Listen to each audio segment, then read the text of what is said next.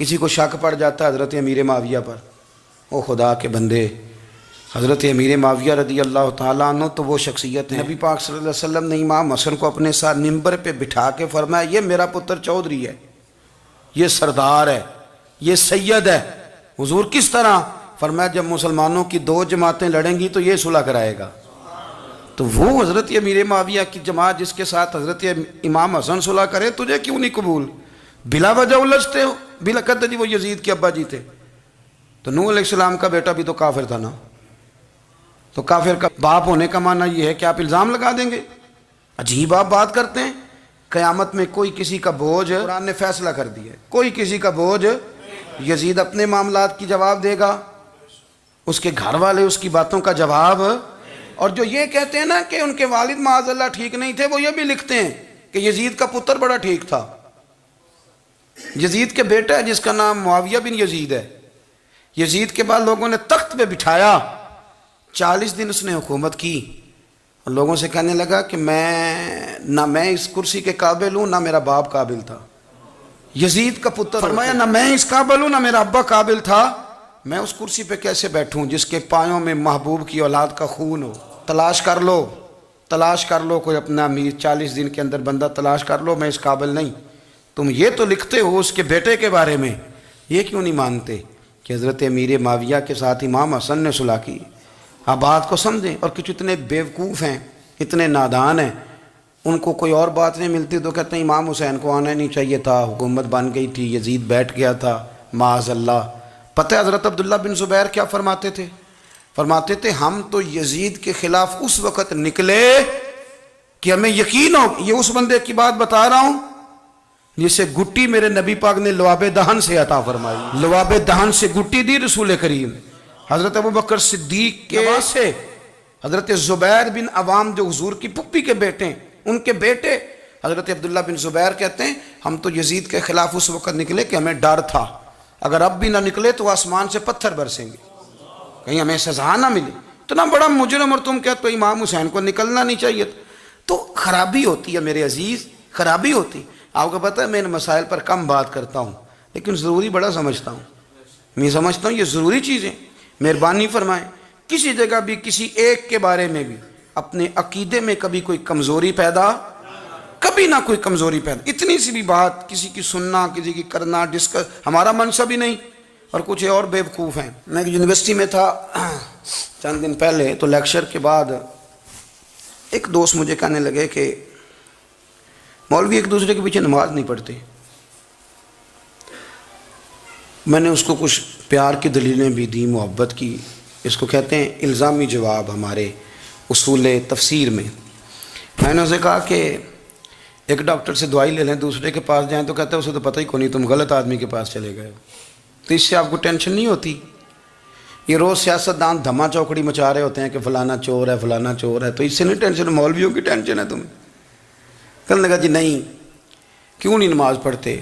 میں نے اسے کہا یار، اور وہ مجھے کہنے لگا جی آپ بڑی مثبت بات کرتے ہیں تو اس لیے میں نے آپ سے سوال کیا ہے۔ میں نے کہا یار بڑی سادی سی بات ہے، اگر تیری سمجھ میں آ گئی تو ٹھیک ہے، نہ بھی آئی تو منوانا تو میرے ذمہ ہے بھی نہیں، بتانا میرے ذمہ ہے۔ تو یہ بتا، میں نے کہا تیرے ابا جی کو، تیری اماں کو کوئی بندہ کافر کہہ گزرے، کوئی مولوی بہت بڑا شیخ الحدیث ہو، اصول تفسیر پہ، فقہ پہ، حدیث پہ دسترس رکھتا ہو، اور مستحضر علم ہو اس بندے کا، تیرے ابے اور اماں کو کافر کہے تو نماز پڑھتا ہے؟ کہنے لگا نہیں۔ تو میں نے کہا جو میرے نبی پاک کے ماں باپ کو مشرک مانے،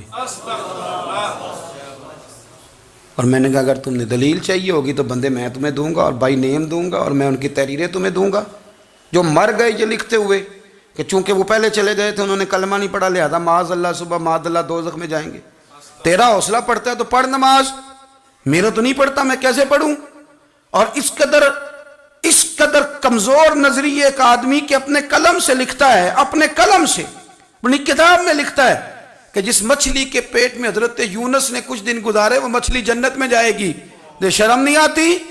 جس مچھلی کے پیٹ میں یونس چند دن رہے وہ جنت میں جائے گی، اور جس ماں کے پیٹ میں مدینے والے رسول 9 مہینے رہے، یہ حیا نہیں آتی تجھے بات کرتے؟ پھر بھی سمجھ نہ آئے تو ہم سے آ کے عقیدہ سن، ہو درود تجھ پہ بھی آمنہ، ہو درود تجھ پہ بھی، تیرے لال پر بھی سلام ہو، تیری گود کتنی عظیم ہے، تیری گود کتنی یار آپ مجھے دلیل دینا، میں آپ ہماری ساڑی تے باٹی کون نہیں تے سانجی کدے نال ہونی ہے، ہمارا کسی سے ذاتی رٹا ہی کوئی نہیں، آپ بات کو سمجھیں، لیکن تجھے کوئی اور چیز لکھنے کو ملی کوئی نہیں، تو نے قلم اٹھایا اور تو تکلیف دیتا ہے نبی پاک کو، تو وصیت والدین کو معاذ اللہ یہ لفظ کہہ کے گزر جاتا ہے۔ اور ان کے نام دیکھو، آمنہ، نام کیا ہے؟ آمنہ۔ آمنہ نام کافروں جیسا ہے، اور والد کا نام کیا ہے؟ سبحان اللہ۔ عبداللہ کا معنی یہ کافروں جیسا نام ہے، مت ماری ہے، اور کتابیں لکھی جا رہی ہیں اور سیرت لکھی جا رہی ہے اور دلیلیں دی جا رہی ہیں، لوگوں کو خیال ہی نہیں آتا، عجیب فلسفہ ہے۔ 4 اقوال ہمارے بزرگوں نے لکھے ہیں نبی پاک کے والدین کے بارے میں۔ سب سے پہلے امام سیوطی فرماتے ہیں رسول کریم علیہ السلام نے فرمایا کہ پوری دنیا میں جب کفر رہتا ہے تب بھی 10 لوگ اللہ کی توحید پر ہمیشہ قائم رہتے ہیں، یہ نہیں ہو سکتا کہ ساری دنیا کفر سے بھر جائے۔ فرماتے ہیں میرے محبوب کے والدین بھی ان 10 لوگوں میں شامل ہیں، حضور کے والدین بھی ان۔ اور دوسرا قول آپ فرماتے ہیں نبی پاک کے والدین زمانہ فطرت پہ تھے۔ زمانہ فطرت وہ زمانہ ہوتا ہے جس کے اندر نبی نہیں ہوتا، تو لوگ جس دین کو بہتر سمجھتے ہیں اللہ کی توحید کے ساتھ اس پر عمل کرتے ہیں تو ان پر کوئی مواخذہ۔ اور تیسری بات یہ کہ نبی پاک کے والدین حضرت ابراہیم کی ملت پر تھے، حضرت ابراہیم کے دین پر تھے، اور حضرت ابراہیم کا وہ دین ہے جس کو قرآن کہتا ہے کہ وہی دین ابراہیمی دین محمدی ہے صلی اللہ علیہ وسلم، وہی دین محمدی ہے۔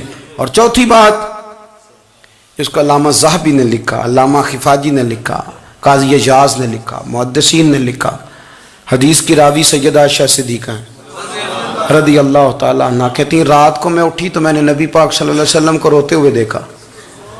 یا رسول اللہ کیا ہوا؟ فرمایا میں نے رب کریم کی بارگاہ میں عرض کی تھی یا اللہ میرے ماں باپ کو زندہ کر دے تاکہ وہ میرا کلمہ پڑھ لیں، ہیں تو وہ پہلے بھی دین فطرت پر انہیں کنتم خیر امت ان کا اعزاز بھی نصیب ہو جائے تو حضور فرمانے لگے اللہ نے انہیں زندہ کیا ہے، وہ میرا کلمہ پڑھ کے دوبارہ قبروں میں گئے ہیں۔ تو امام سیوطی فرماتے ہیں کہ وہ نبی پاک علیہ السلام کی امت کا اعزاز بھی اللہ نے انہیں عطا کر دیا ہے۔